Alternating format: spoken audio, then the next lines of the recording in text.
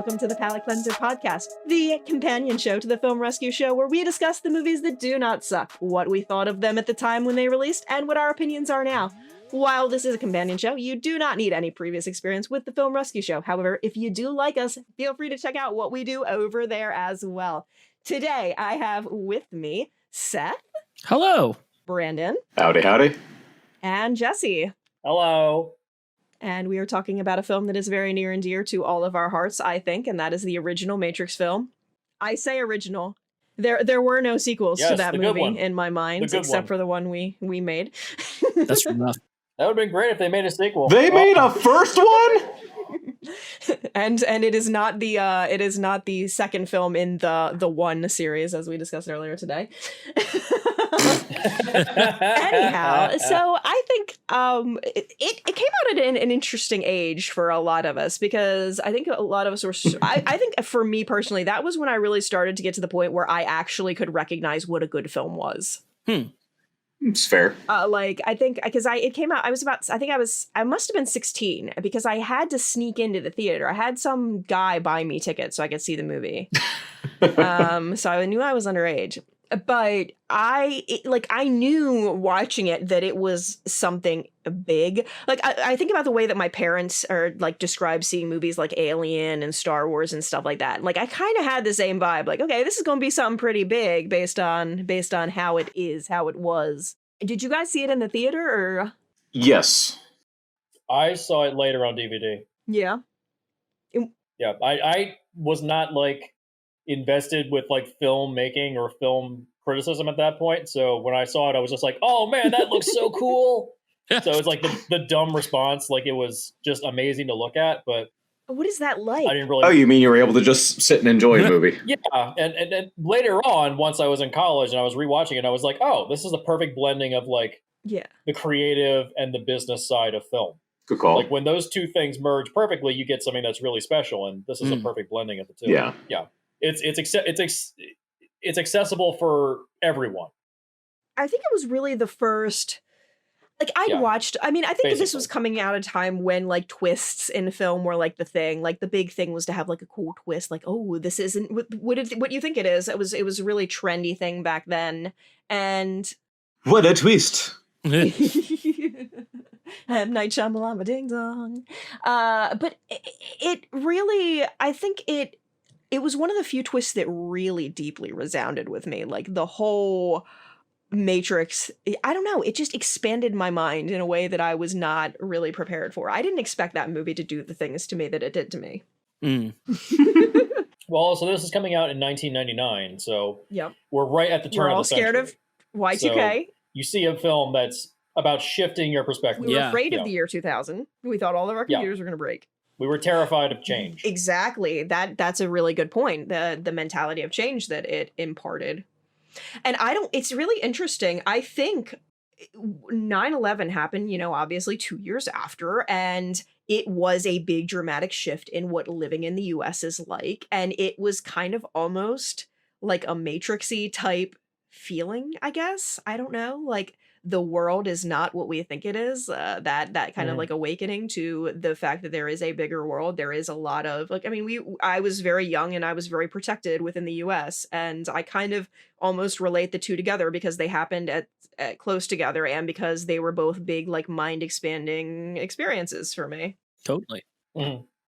So what was your experience in the theater, Brandon? So I actually remember where I saw this at. It was at the original Annapolis Mall movie theater back when it was only 4 screens. That's where I saw it. Oh, nice. Yeah. It was funny because in my case, I was pretty much wrapping up my woefully long 2 years of middle school, or at least it felt like a decade at that godforsaken place. And I remember having kind of a crap day. My report card wasn't the greatest, but my dad said, you know what? I said, we're going to go to the movies. We're still going to go to the movies. We're going to see The Matrix. And so I went with my parents because obviously I was also too young. I was not quite 14. I was 13 at the time, going on 14. And yeah, watching that, I already was kind of intrigued about hearing, apparently they're going to incorporate some, Hong Kong style fight choreography. And, not everybody knew who Yuen Wu-ping was yet. I mean, The Matrix and Crouching Tiger, Hidden Dragon were the two films where that became very mainstream. Well, most people didn't even know who the Wachowskis were at that point. Oh yeah, definitely not. They were more indie at that point. So it was definitely a case of kind of just bringing everything to the forefront. And even when you get to the end of the film, you do kind of have that like subconscious feeling like, I feel like we just saw something. I can't put my finger on it, but something just happened. Kind of like what you were saying earlier. And then it kind of like builds over time. And the funny thing is that same year I saw it in theaters was also the same year that my family got their first DVD player. And then sure enough, by fall, we actually got The Matrix on DVD. So that was not quite one of my first, but like within my year one of DVD purchases. So 99 was a pretty decent year for my introduction to The Matrix. My dad sold his first car, his 64 Impala, and he got a theater room. We actually had a projector and we had like padded walls and stuff like that and proper sound system. I mean, it was good for the time, which means it was probably like 640 by 480 projector.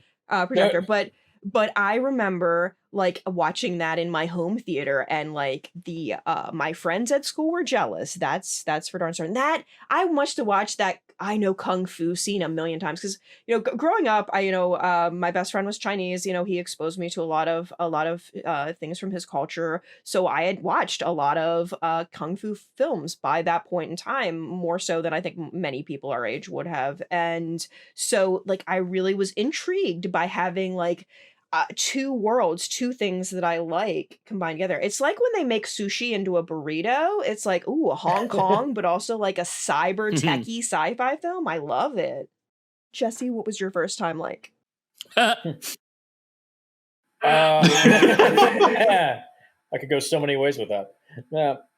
I saw this on DVD, and I actually started about like halfway through the movie because a friend of mine was like, "Oh, you have to see this awesome fight scene. It's gonna be so cool." And he showed me the lobby fight scene. Oh, and I was like, "Oh, that's awesome." That's a weird place to start the film, though. Yeah. Yeah. Well, I didn't know what the hell it was about, but it was just kind of like, you got to watch this fight scene, man. It's awesome. And so I watched it. I was like, "Oh, this is so cool." Finally, I saw it later on my own, and I didn't quite get it at the time because I was a little dumb at the time. But I have since gotten a little bit brighter. But when I was watching it for the first time and realized what it was about, I was like, "Oh, now I get it." Yeah. Now it's pretty straightforward and mundane compared to something like Existence or something like that, which came out the same year. Point. I forgot that movie came out the same time. It came out the same year, and it got stomped on because The Matrix did such big box office. So yeah, they're basically about the same subject matter, but one is very showy and very much designed for a mass audience. The other one is much more introspective. One of my like pocket ideas for a podcast is these are actually the same movie.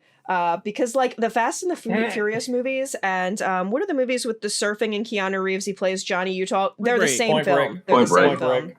Yeah, they're the same film. Yeah. Yep. It is entertaining that you point that out, because that is kind of like an interest of mine, trying to be like, these are basically the same film put out at the same time. Lethal Weapon and 48 Hours of the same movie. Yeah. They're the same movie. It's really interesting how many times that happens at the same time. Like films are simultaneously in production and released very similar times. I mean, the Raid Redemption came out the same time as Dread 3D. Yeah, even though Dread was in production earlier than that, but it's just a coincidence. Yeah. Yeah. Two amazing movies. Seth, what about you? Oh, yeah. Both are amazing. True. Seth? Yes. Hello. Hi. You've been awful quiet this show. Well, I'm not hosting, so I know. Isn't that unique? waiting. Yeah, he's kind of, it's like a vacation for him. Exactly. Yeah. He doesn't have to do anything. I love that for me. My experience with The Matrix is weird because I was 8 when this movie came out. Okay. So we're the old ones. Let me transport you guys back to the year of 2005. He's gonna take you back to the Sugar past. You're Going Down is top on the radio right now, and I am landing A loaded God complex. Cock it and pull it. Exactly. And I'm landing with a couple of my buddies, and one of them shows up late, and he's like, "I've got The Matrix," and then I think The Matrix Reloaded as well. He had like two VHSs, so I got to watch it with its sequel, my first viewing, and then I didn't see Revolutions until like 2012. So It's a wonder you actually like this movie. Yeah. So I loved The Matrix the first time we watched it. I also remember expecting there to be another twist because I was more familiar with Matrix like memes, or not memes, but parodies in other media way more than I was with The Matrix before I had seen it. So then I was like, oh, is there going to be something else? Like they're in another Matrix or something, and that didn't happen. And so watching the second one, I was like, oh, this is where they're going to show there's another Matrix. Nope, he has powers in the real world. Okay, well, I kind of don't care anymore. So, yep. Which was never explained. No. So yeah, I think I was the direct result of like this was so overly hyped that my expectations were very, very high, and then it's impossible to meet that level of expectation. Yeah, exactly. I saw it like the first week it came out because the previews looked kind of cool. I didn't really have any expectations, so it blew my goddamn mind. Oh, sure.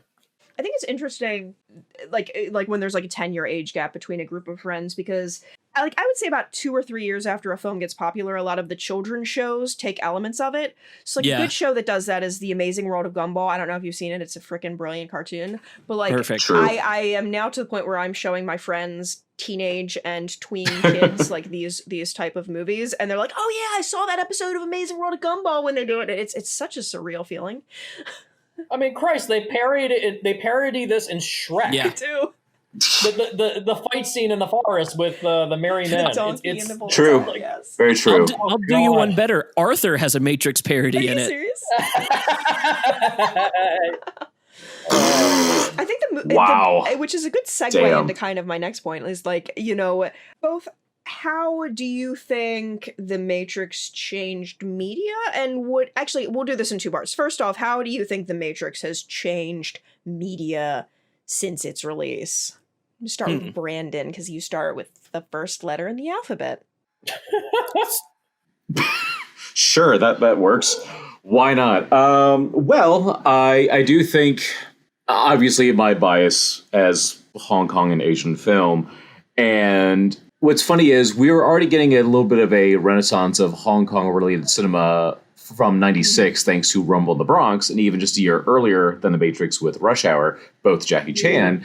And then I think once you had Yuen Wu-ping choreographing the fights for this film, and it did so well, people were like, oh, we need to do that kind of fight choreography for everything now. Everything. So that's why you started to get like more of a renaissance of, the Hong Kong style fight choreography, whether it was Yuen Wu-ping, Corey Yun, Sammo Hung, anybody in between that might have even worked with them one time. It's like, hey, we got this Hong Kong fight choreographer. The movie's going to make all this money now. Some cases it did, some cases it didn't. And, it's like, I remember when Crouching Tiger, Hidden Dragon came out, I think there were some promos that said from the fight choreographer of The Matrix, or even one of the trailers for Romeo Must Die even says from the producers of The Matrix. And so you got a lot more of the wire foo, as they called it, with a lot of fight scenes, a lot of floating or flying martial arts. So there was that. Obviously, a lot more glossy, dystopian under the surface sci-fi films, ones that looked nice, but you could tell something was kind of odd underneath.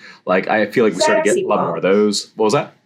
It's like sexy punk, like, because you have like crusty punk where everybody's like dirty and apocalyptical, but then you have like sexy punk where everybody looks like Trinity and Neo and like Aeon Flux. Yeah. Oh yeah. I think it is interesting how reflective Matrix was, in that it took a lot of stuff from Hong Kong cinema, but then Hong Kong cinema took a lot of stuff back from it in the immediate aftermath, which I did not really expect, because, Hong Kong cinema at the time was a very deeply established entity. I didn't really expect a Hollywood film by some white people to have that effect. Like, obviously the people doing choreography and stuff were not, but like, the directors, writers, and everything like that. I was very surprised by that response. Yeah. I think just from like studying back through that time, I think what was the reason that it resounded the way that it did was the world was really looking at like the turn of the millennium. And so the thing on everyone's mind was examining your world. What happens after this? Will the world change because of going into 2000, Y2K and all that? So this was like kind of like a zeitgeisty thing. And then this movie comes along that's very accessible, big blockbuster, and provides an answer. And the answer is your world is not what you think it is. Mm-hmm. So it like the reply was a question that made people think, and they were thinking during a time where everyone had this like big expansive mindset. I mean, I can recall my parents hoarding water into the basement and things like that. Like even down to the kids were aware of something was going on. And then this movie comes along and like philosophically just kind of like gave a gut punch to anyone willing to pay attention to it.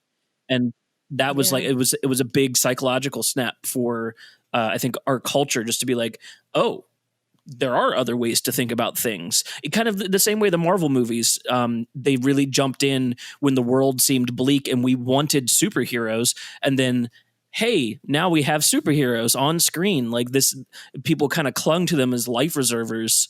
You have these, you know, big arcs in, I guess, in society. Yeah. That's a good point. With Jupiter Ascending, we were talking about how, like, a lot of the films that ended up being, like, these big epic sagas did not start out trying to be an epic saga. They were something that was very contained. They knew the scope. They knew what they could do with their budget, and they utilized it to the best of their ability. And they just happened to hit at the right time with the right type of content to succeed. And not just that, like, the actual concept of the Matrix itself comes from William Gibson's novel, Neuromancer? Yeah, it's directly lifted from that book. So, but they repurposed it in a way where it fits with a turn of the century existential analysis of humanity. Right. So it fits. Whereas in the novel of Neuromancer, it's more like, oh, it's just a computer network so people can connect to each other.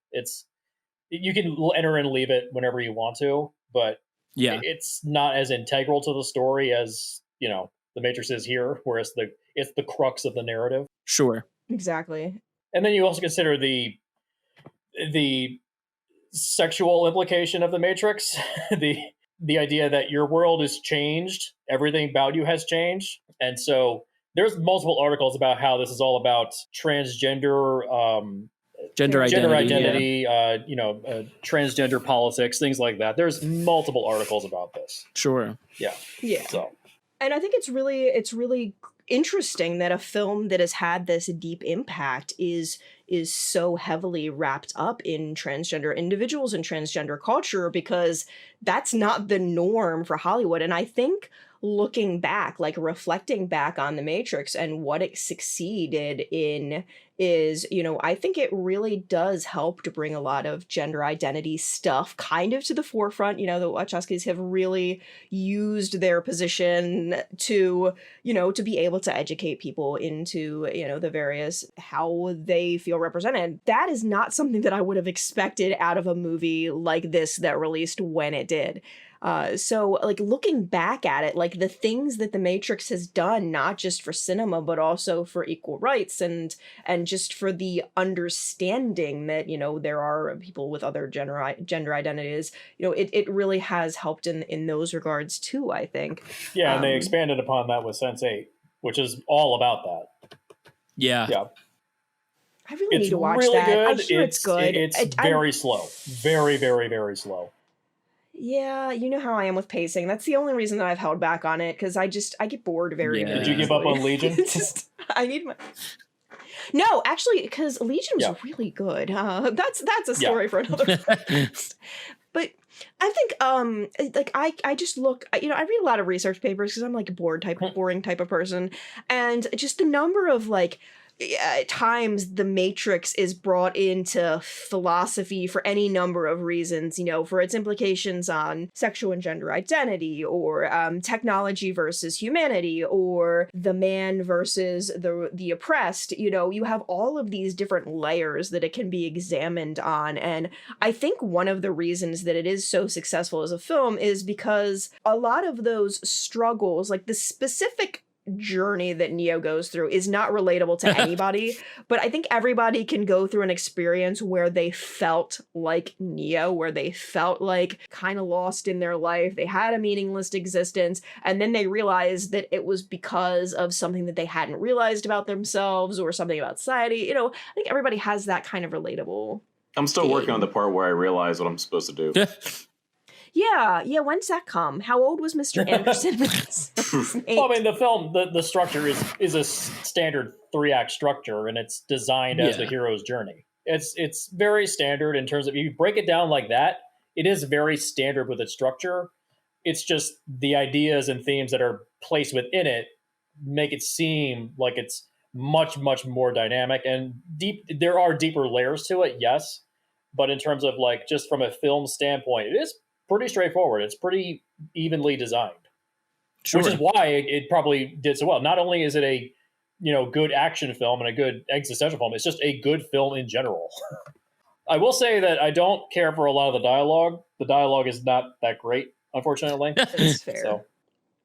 I don't think the Wachowskis are particularly good at writing dialogue, Sense8's to be quite great. frank. I don't Sense8 think has great dialogue. Okay, they might have had somebody else go over the dialogue. So the question that I was thinking of to ask you is, all of the layers and the deeper symbolism and meaning behind the Matrix, how much of it do you think is deliberately input by the filmmakers, and how much of it do you think is just the film being blank enough that an audience can throw many interpretations at it? Well, isn't that 50-50. Is it really brilliant, or is it just simple? Isn't that the whole, like, the reason Keanu Reeves works and the reason why it seems so silly they were going to cast Will Smith initially is that Neo, Keanu Reeves has a very neutral face almost always. His eyes are dark and they're very blank. He's very much like a human dummy to throw yourself onto. He's a cipher for us to put ourselves into. It's funny. Right. It's kind of like, the way Bella is written in 100%. Twilight is she's just a very generic character that you are just supposed to put yourself into, and I think that makes it easy to put your character. I think it's this really good balance of the protagonist. I think it works so well because the protagonist is so blank, and that's why it fails so much in the sequels, is because the protagonist is no longer this blank. They are and because even a lot of his lines are just talking from human id. When Morpheus jumps across the building, his response is just whoa, because that's your base response to that, right? Exactly. That's exactly what I would say. So obviously there is the matter of a fourth Matrix film coming up. Hell yes. Why? So Matrix 4: The Apology. Yeah, seriously, can it be? I just throw away, because we have it's seen going to be some, called like, The Matrix Rebooted, right? Oh god. Yeah. I wouldn't be surprised. So throw away everything that you know about the fourth Matrix from what we've seen leaked or talked about from on set. But in your, what do you think a Matrix 2020 or 2022, depending on how this pandemic thing goes out, what do you think that would need to look like in 2020 to have the same kind of resounding impact as the original did? What are the core things it needs to have? It's going to be the prediction that everybody had, which is that there's a second Matrix. It's got to be that. There's no, what else can you do? What else can surprise people? I'm not sure what you can do. If that's even the point too. I know we discussed on the on Erin's first episode on Film Rescue for the Matrix Reloaded that the idea of that film was try to pull another twist as cool and as mind-blowing as the first one, and it just becomes so philosophically dense that it doesn't go over well. It's not enjoyable. I think if you were to do the second Matrix, the way to do it is have a delineation between AI and robots. So robots in the original trilogy are really pitted as the villains. But now we're not really scared of robots. We use them all the time and everything, but we are scared of AI. That's a good point. So if you're going to do a second Matrix, it's run by an AI. Ooh, interesting concept. What if in this Matrix, Humans use robots, obviously. AIs use robots. And so the humans almost kind of, even without Neo, have some additional fighting power because of the utilization of robots. So it's like kind of like more robot on robot type stuff. Well, they imply that there's like programs that are not aligned with the evil sentinels that are running the Matrix. They imply that in the third film. Yeah. So there could be like the machines are at war with themselves. Yeah, different divisions of that. I think they even imply that in the Animatrix as well. Yeah, you could even do something like the events of the trilogy all took place in a computer simulation that was like basically instantaneous, and if they're able to get out into the real world, it's like immediately after the robot wars. No time has actually passed except for within people's minds in the Matrix. Yeah. It's an interesting concept. The other thing that I thought about is maybe that there were multiple, like maybe the entire Matrix didn't have every single person in humanity, but just a significant quantity, and that perhaps another Matrix with slightly different parameters exists out there, and Neo finds out about it and goes to help, so that the parameters have shifted in ways where like, so he will now have things that foil him and he won't know everything about it. So you kind of reduce him back down to this, well, wait a minute, like, whoa, what is happening? Who am I? If he's the Morpheus of the next thing, he has to go find the one of another system. That'd be cool. I would like to see another The One for a different system. I think that could be an interesting twist. I love the idea of Trinity as The One, but I think that it's a little bit. I get the feeling they're trying to do more than just a fourth film, and I think starting a franchise around her would be kind of pointless at this point. Because Hollywood and their attitude about women at a certain age. Like if you could get like a protege. Like Keanu training a protege, I would watch the hell out of that, because Keanu just has this natural zen, like wanting to help others out. Like he can just literally play himself, and that would be perfect. Michael B. Jordan? Isn't he supposed to be the next star, or did I misread that?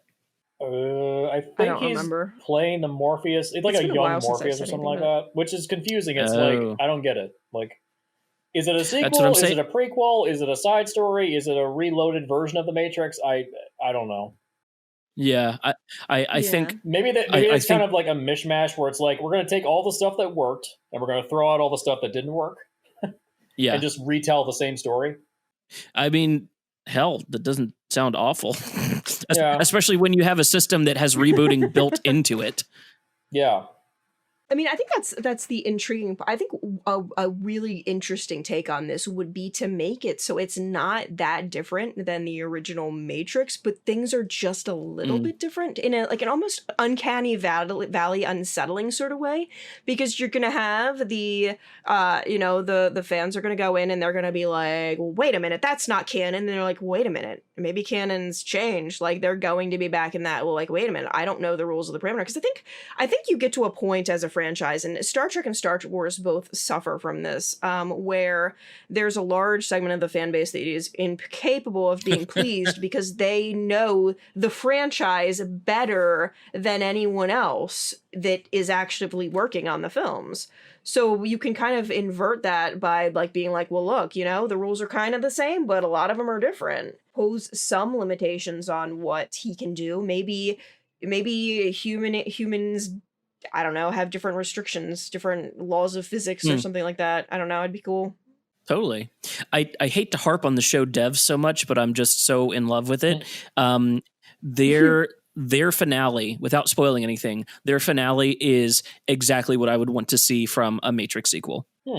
How much can you expound on that without spoiling the entire? So the show is about determinism versus multiverse theory. So the timeline will always correct itself, or there's a multiverse where every decision you make splits off to create another universe, and the plot is at war with itself to decide which one it's going to end up on, or which one it has been the whole time.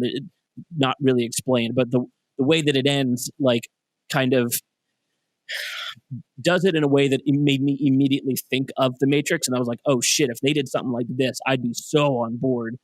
Again, I don't want to ruin anything, but those philosophies, like this is a very philosophical series, grounding it into something like determinism, or because that's the whole Colonel Sanders speech, right? Is like the determinism of the system. Well, that's what the Mayor of Indians discussing in the restaurant before the orgasmic cake.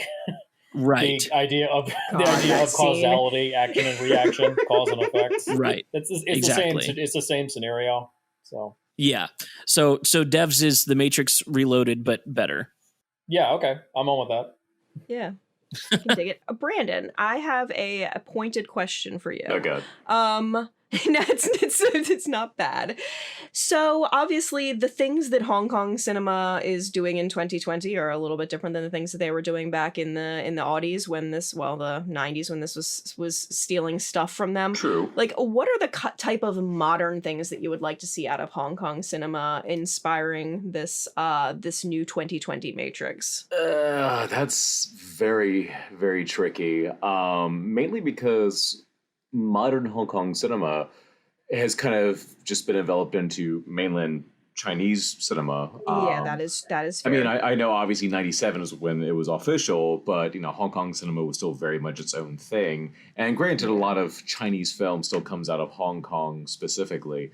But I don't know, it's kind of not quite the same. It's kind of like what you were saying earlier about how a lot of Chinese films started taking from American films, and that's pretty accurate, even more now. Like I mentioned in the other podcast today about The One, I was talking about how Donnie Yen, in a lot of his choreography, if he's not playing a character that's linked to a specific fighting style, such as Yip Man performing Wing Chun, he's usually doing like American style mixed martial arts. I won't say Brazilian jiu-jitsu, but like MMA, UFC style. So a lot of Chinese films now are taking a lot from American action. In fact, I think one of the highest grossing Chinese films in recent history was a film called Wolf Warrior 2. And from what I've seen from it, it looks very Michael Bay-ish. It doesn't feel like a Hong Kong film. And so it's kind of hard to really say, hey, we need to go back to the heyday and take stuff from that. Because even something like, staying within the topic of Keanu, you have something like John Wick Chapter 3, and you have two of the main henchmen from the Raid films, which are Indonesian action films. And, that fight style is definitely more along the lines of the Raid films, using a little more of a pencak silat rather than Chinese fight styles.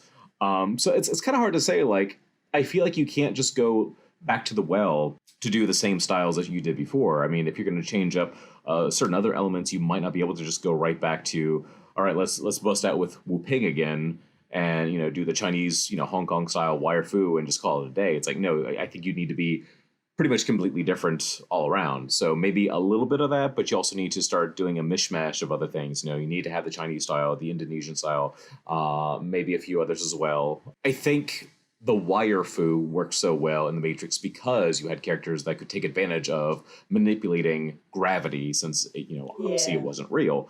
So it's kind of hard to find something similar to that without just doing the same thing. So I don't know. That's I don't want to say it's a loaded question, but it's a tricky question. Ironically, when Keanu had directed Man of Tai Chi, he was experimenting with various camera tricks beforehand. I don't think a lot of them actually made it into the finished product, but there was a video that was circulating before principal photography went underway where he was trying out this custom camera rig. It was like a crane that could go up, down, and around the actors, almost like it was handheld, but it wasn't.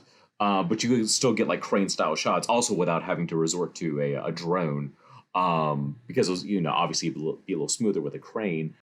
Yeah. But yeah, so even Keanu was trying to do a few different things when it came to fight choreography. But yeah, I don't know. In short, it's tough. I think you can take a little bit of what worked well in the original Matrix, but you're going to have to try some new things. Maybe bring back Stahelski to help, since he was one of the stuntmen on the Matrix trilogy. So there's that.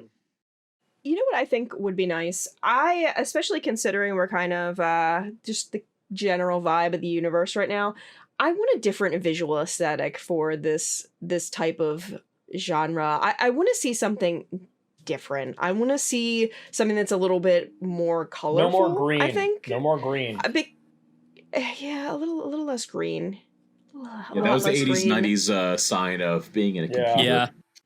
Yeah. Like, I mean, I can understand if things are like they're not maintained well or if they look old, but like I would say things that get used all the time aren't going to be dirty, even in a post-apocalyptic world, because they're used all the time. Like when people have possessions and they only have a few possessions, they keep them in as good quality as possible. And you know, people are really into embellishing in things, and like I would just like to see some style. Like I think that's what bothers me is like a lot of these post-apocalyptic films either go with browns as the color palette or black and blue or black and green or just black and any generic other fluorescent-y color.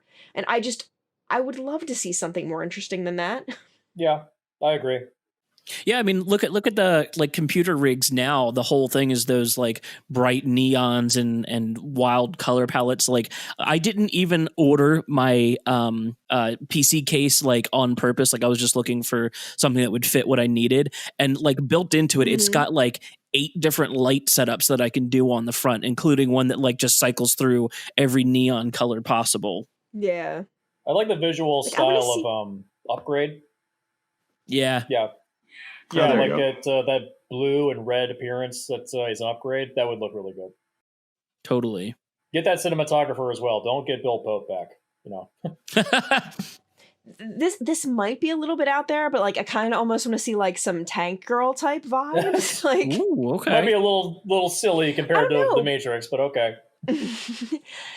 Yeah, but like, okay, I mean, like not like quite to that degree, but like, you know, how all of the characters in there just, they tend to have like very individualized styles and such. And like everybody in The Matrix wore like gray or brown or black, and it was all plain. Like, I just want something more visually appealing to look at for the 3 hours this film is inevitably going to be, because thanks, Hollywood. Reminds me of like Star Trek episodes where in order to symbolize that a culture is very underdeveloped, they would wear earth colors, browns and beige. It's like, right. It's like, you don't need to do that. You can have some color. It's okay. Totally. Yeah. There are other ways that we can display this visually. I just hope they don't go tactical. I don't want to see like millions of pockets and all that stuff. That just, you're in a computer. Get flashy, dude. Yeah. Neo's gonna wear cargo jorts. Jinkos. Oh, Jesus. Oh, God. What is it with Jinkos recently? I don't know. Somebody's like, such a waste of fabric, cuts off the bottom of his pants legs and improvises it into a face mask. Yep. Oh, you're implying that you could only make one mask from that. You can make a whole face mask for the entirety of humanity. Yeah. Exactly. What concept from the original Matrix do you absolutely not want to see brought back in this film? The lack of plot. Jesse, take it away. Lack of plot, overlong fight scenes, pointless characters that don't do anything. It's like, what do I? I feel like we're leaning more into the sequels at that point. For the original film, the construct room, where the big white room, we're like, hey, this is, we don't need that. We can be a little more creative.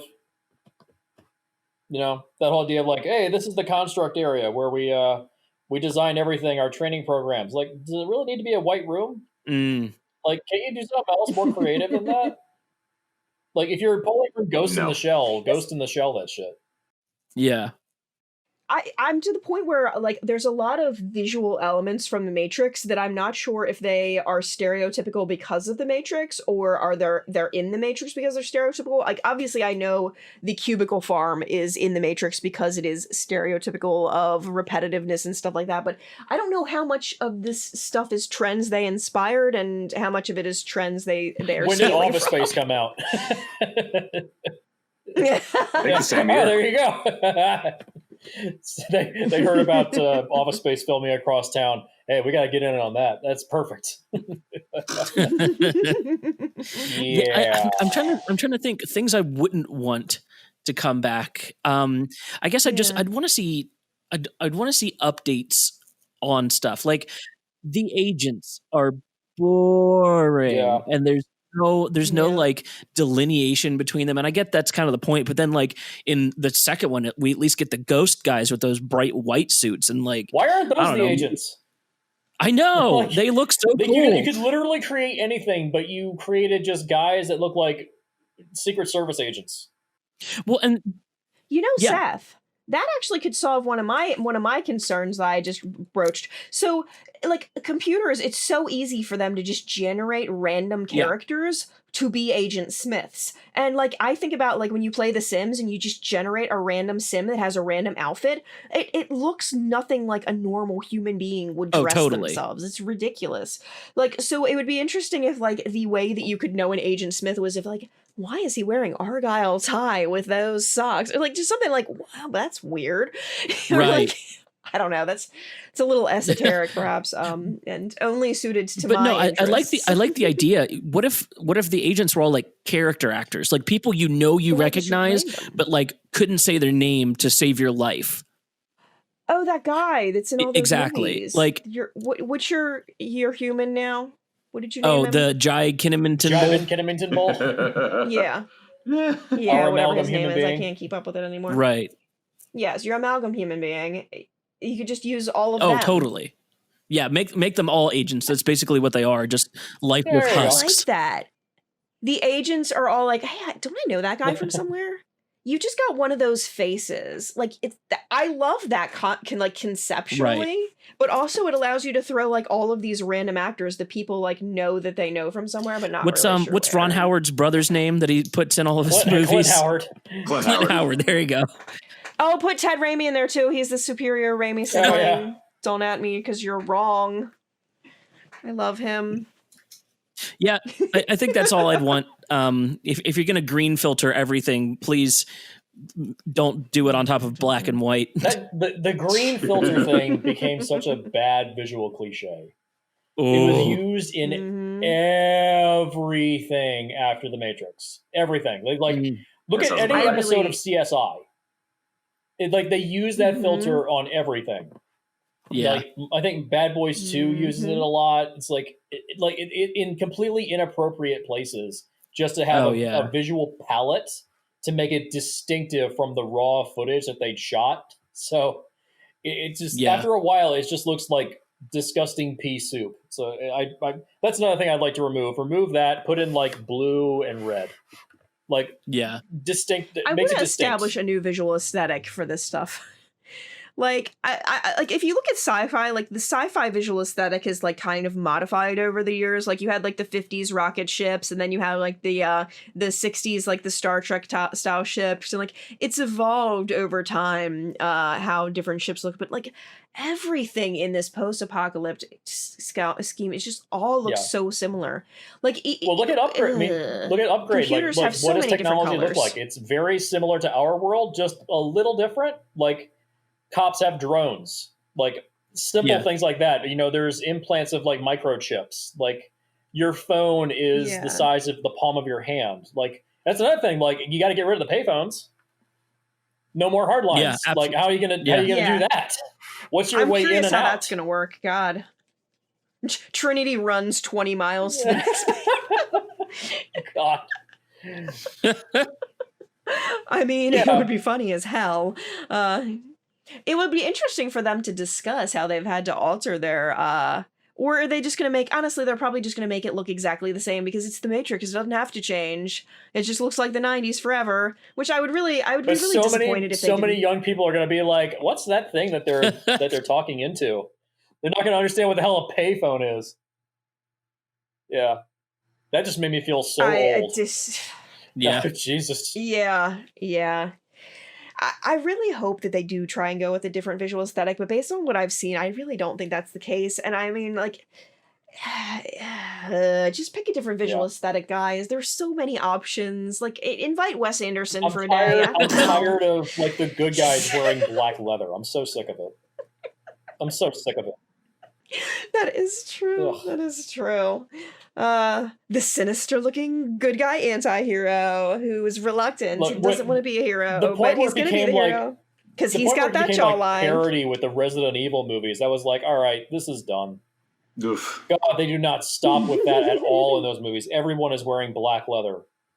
Yeah, sounds about right. It's awful. I don't even want to think about what that set smelled like, because people don't particularly smell well when they sweat into leather, and costumes don't get washed particularly well. Any final thoughts before I ask the last question that I have for my fine fellow guests today? Do you think that the No. end of the last shot of the movie where he flies away like Superman, do you think that's earned at the end of the movie? Or were you guys confused? No. I was just disappointed. It was kind of a letdown. I was like, God, this movie's really good. I'm like, oh, well, I guess that was a little much. Yeah, I remember watching it and going, I would do that if I had his powers in the Matrix, but I don't know how were good it also looked. 8? Yeah. Also, I was in love with Rage Against the Machine at the time, so it did work. It did work in context. This movie did really popularize, at least in more so, Rage Against the Machine. Oh, totally. True. That is Also, true. can't point out, like, the soundtrack for the first film is way better than the sequels. It's God, the True. sequel, the bomb. second This movie movie soundtrack did is have a awful. bomb soundtrack. Oh, it's such a good soundtrack. Brandon, any final thoughts before I ask my last question? Not really. I mean, everything was pretty much touched upon. It's kind of funny mentioning the soundtrack. One of the more popular songs on there is Du Hast by Rammstein, and it's not even in the movie. Yes.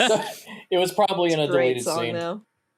Maybe, where they thought about using it and they're like, well, we already licensed it. Here we go, put it on the soundtrack. Right. Although soundtrack licensing is really weird. It's like, Yeah. that's why there's 2 songs from the band. Actually, I think there's 3 songs from the band Stabbing Westward in the first Mortal Kombat film, not on the soundtrack. I Yeah. love Stabbing Westward. They didn't want their songs on the soundtrack, but the soundtrack went platinum and they felt stupid. Yeah. I bet they did. Jeez. Jeez. I haven't even thought of Stabbing Westward in Yes. like 10 years. I still listen to them fairly frequently, unironically. For years, I thought it was part of the score. Then I read the end credits, like, wait, these aren't on the soundtrack. Then I looked them up. I was like, oh, that's the music that plays during Liu Kang's first fight. Oh, that's the music that plays when Liu Kang gets back to the Temple of Light. Why was this not on the soundtrack? And then it's like, oh yeah, they just didn't want their songs on the soundtrack. Yeah, soundtrack licensing is weird. But so in this case, it was the opposite. You had Rammstein, Du Hast on the Matrix soundtrack, not in the movie. Weird. Not inspired by either, because, that was Yeah. already one of their songs. So it was kind of weird. Just random. It's like, hey, we like the song. We're going to put it on there.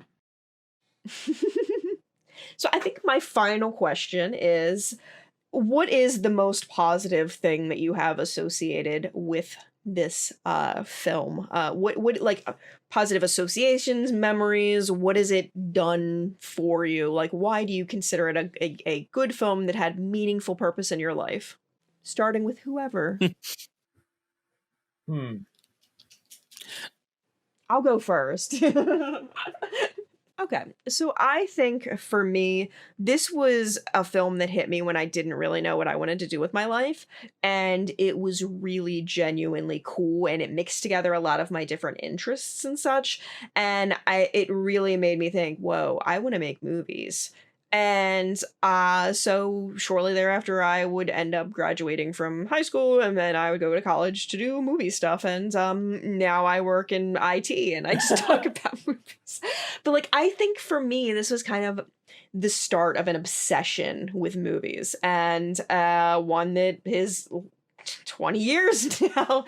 So, and it also, Trinity is a really badass character. There weren't a lot of characters like her back then who was both cerebral and also badass and also hot. Like, she had like everything, and the directors just weren't afraid to go at it. So like, I think that character has always been really meaningful to me, and she really should have been like the primary star in the sequels, but I think for me, it was the realization that I could take Keanu Reeves seriously. Because prior to this, I mean, I had seen him That is true. Well before John I'd Wick. seen him in like the Bill and Ted movies, and I'd seen him in Speed and Point Break. That was it.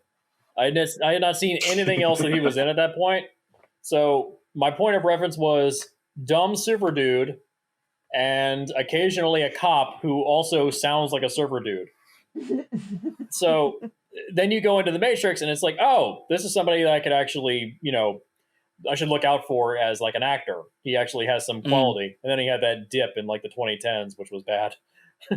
Yeah. And then we had John Wick that relaunched his career, which was yeah, now we're getting both, not only Matrix 4, but Bill and Ted 3. Yeah, and John Wick 4. Of course. We're probably going to get, like you said, 5 exactly. of them. I hope. At this point, I would watch him in pretty much anything, just because he's an amazing human being, and I'm like, you're breathtaking. You're money to watch your films.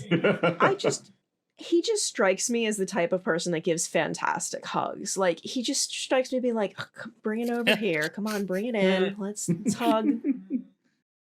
I did see Red Letter Media put out a video about the movie Freaked recently. And Keanu Reeves is uncredited in that film as Ortiz, the dog boy. Go watch that video. Seriously, it's the greatest thing ever. Yeah, go watch. I'm trying to remember. Was that directed by Alex Winter? Because Alex Winter did a MTV series called The Idiot Box, which was like back when MTV was still making like really off the wall weird content. And that was that's basically like the Idiot Box blown up to the size of a $12 million film. It's impossible to find, but if you can find Freaked, watch it. It's such a fucking trip. Yeah, it's weird. Yeah, that's one of those movies that, like, out of left field, I guarantee within 5 years will probably get a 4K release. Nope, it's owned by Disney. They're never going to release it. Well, yeah, now that you said the D word, that's a good call. Sorry, not going to release it. Yeah, because it's been weird because you've had like shit like Tammy the T-Rex and soon to be that BMX movie Rad getting like 4K releases, not just 4K restorations put onto a Blu-ray, no, actual 4K UHD discs. Rad is such a weird one. I've never seen it, but I've heard of it for years because one of the last times it was released was on Laserdisc, and everything else after that was out of print. And apparently the person that owned it, the film rights, Talia Shire. Seriously? Why? I don't know. I forgot. It's like it was this weird convoluted thing, but apparently all the red tape's been cut and it's gonna get a fucking 4K release. So okay, there we are. So, but once you said Disney, it's like, yeah. Like it's very weird. Although it's funny because I'm reading, I was like, oh, there's gonna be a big there's going to be various Disney sales digital over the next few weeks because of everything going on. And what's funny is like the bulk of the ones they listed were either their Fox acquisitions, like even their R-rated ones, like Fight Club was in, or like their R-rated off-brand stuff like from Touchstone Pictures or Hollywood Pictures of like, proof that people forget that Disney owns R-rated shit. They just don't re-release it, Yeah, and then I was like, oh yeah, Tombstone's going to be in there. It's like, it's an R-rated film. They just don't put their logo on it. It's Hollywood Pictures. So, but it's really weird. Oh, Tombstone's a good film. We're going to do an episode on Tombstone. Oh yeah, that's one of those films where I feel like even if you're not a Western fan, you can enjoy. There's a few films like that for me. And that's one of them. That's definitely one of them. That and one that no one's seen, or very few have seen, and I've told Jesse about this years ago, The Big Gun Down, starring Lee Van Cleef. Great spaghetti Western that for years was never released on any like home format in the US. It was on like American television, like Encore Western and stuff like that, but no actual like video release. It was in American theaters, but it didn't actually get a home release until 2013 from Grindhouse Releasing, and the Blu-ray's gorgeous. And it's a great like all-inclusive disc, and you can either watch the 95-minute American cut or the hour and 50-minute Italian cut. Either way, great film. Actually, it's very appropriate for nowadays as well. It's got like some political stuff that you can read between the lines in. It's actually pretty cool. It's like The Matrix actually, where you can either take it as face value, fun action film, or you can start reading into it and go, oh yeah, that's a really good point. Oh, I didn't look at it that way. Oh yeah, it's one of those types of things. So that also works. But kind of going back to your question as well, would take away from this, or what I did take away from it, much like you, Erin, mentioning how you were getting into film, I had already wanted to be a film director even before this. Like when I was 7 years old, I said, oh yeah, I want to be a film director. And just seeing something like that, like all this, at the time, new technology that they were testing out, just made me go, oh my God, like, what else will we come up with over the years? Oh man, the behind the scenes stuff on that DVD, it was like a wet dream for somebody who wanted to be a filmmaker at that time. Like all of those cameras set up to do the bullet time. I was like, holy shit. It blew my little I think brain. what they said was they bookended with 2 like full like film cameras, and then all the ones in between were photography cameras, I think. And so they would just like meld it all together from there. So they would bookend with actual like 35 millimeter film cameras, motion picture cameras, and then just do stills in between, then morph them all together. So yeah, I mean, it's like just seeing the actual rig that they had is like that's a lot of budget. It was insane. And like now they can do so much of that stuff with just like 3 cameras and some CGI. Oh yeah. Yeah, with varying results. Yeah, that's fair. That's fair. And that's the funny thing too, is like there are certain older technologies that can still produce better results. It's like whenever I'm rambling on and on about like 4K, it's like I get more excited for announcements of older films on 4K than I do newer ones, because a lot of newer films, although a lot of them have been adapting lately, a lot of newer films are finished at 2K and then up-res to 4K, professionally up-res, but still up-res. But then you have something that was shot on 35 millimeter film, let alone, 70 or IMAX film, but even 35 millimeter film, it looks gorgeous on 4K. Like they're finally releasing Jaws in 4K this year. And I guarantee that's probably going to be one of the better looking 4K releases this year. And the Matrix, even, I was shocked to find out that they made sure that not only was the original Matrix, but Reloaded and Revolutions were also properly finished for the 4K physical release in 4K. Because I think theatrically both sequels were 2K masters, but apparently the Wachowskis actually went back and legit remastered the film from the original elements in 4K. So they were pretty serious about it. And of course, Christopher Nolan, being the big film guy that he is, no matter how new his films are going to be, they will be finished in 4K. So like Tenet, this is definitely going to be a legit native 4K film. I'm actually really excited to see that. I'm intrigued. So, and that's the thing. It's like going back to how we felt with The Matrix back in 99. I feel like, some of the stuff like that, some of it could be a little cliche, but some of it's like, oh, hey, that's new. So, and sometimes you just stumble upon it. Sometimes filmmakers just go like, oh, let's try this, see what happens. And, suddenly it's this brand new thing. I think this is the Makes prime sense. example of a movie where a studio took a chance on it and it paid off really well. Yeah, totally. This could have failed so hard. Oh, yeah. Big time. Like, remember that movie from the 90s? I think it was something about metrics. I can't remember. I think it had something to do with computers. Yeah, the only thing that I knew about matrices before this film came out was from my Excel spreadsheets class. So I also think that if this would have come out a couple of years earlier, it would have probably failed, because I think not enough people really used computers super, super regularly to have that kind of... I had one for less than a year by the time this movie came out. Yeah. Like, I got my first computer in summer of 98. So, like, by the time The Matrix came out, I was like, oh, hey, I kind of get this. Yeah. What a time to be alive. Yeah. Seth, did you do your... No, I didn't. Just because I know mine's a downer. This sits in the pantheon of movies like Jaws and The Godfather and Titanic, in that I have the utmost respect for them and what they had to do to make these movies, and the filmmakers involved. I would never turn them off if I walked into a room and they were playing on the TV, but I would never actively choose to watch, like if I was picking a movie to watch. Yeah. That's it true. does sometimes feel a little bit like homework. I will watch sporadic scenes from it. It's that psychological thing where you feel like once you have to watch something, you don't want to do it. I had that problem with film classes all the time. Like, even when I knew I had to watch, because I remember when we had our director's class, and they're like, okay, so from all the directors on here, pick another one of their films and write about it. And of course I did Dawn of the Dead, which is still one of my favorite films. But it's like when I had to watch it again, I'm like, I don't want to. It's such a weird thing. But then years later, where it's like, hey, it's playing at the theater, I'm going to go see it, because I didn't have to. I just wanted to. It's such a weird thing. Yeah. It's weird with me. It's the same thing.